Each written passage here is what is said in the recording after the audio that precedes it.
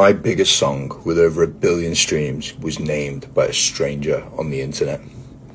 So I made this track in my basement studio that I was renting illegally for cash, and I sent it to my record label, and they just sat on it. They didn't release it for months and then more than a year, but I knew it was amazing, so I was like, what can I do here?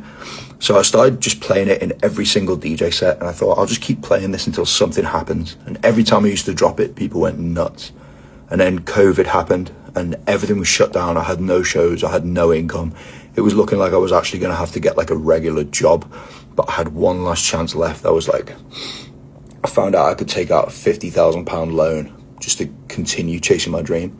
So I got my decks and I set them up on a plank of wood in my living room, and I started doing live streams twice a week, every week. And the first time I did it, 3,000 people showed up and it was amazing.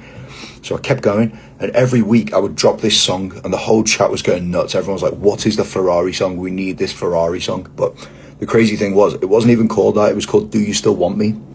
So the next thing that happened is the song started to blow up on the internet, and I found out someone was planning to release a copycat version. It was literally like the same as my song.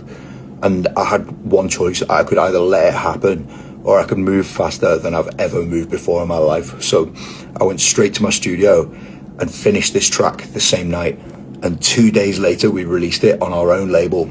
We called it Ferrari, the name that the internet had already chosen for us. A few months later, I was in Belgium. I was about to play Tomorrowland for my first time ever, and I just landed in the airport. I was so tired, hadn't been to bed.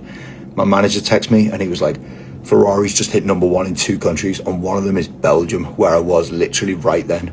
So a song that I'd been playing for 2 years when nobody knew what it was, it's like it had finally caught up. I made it illegally, finished it overnight, released it myself, and 3,000 strangers in a chat room named it #1.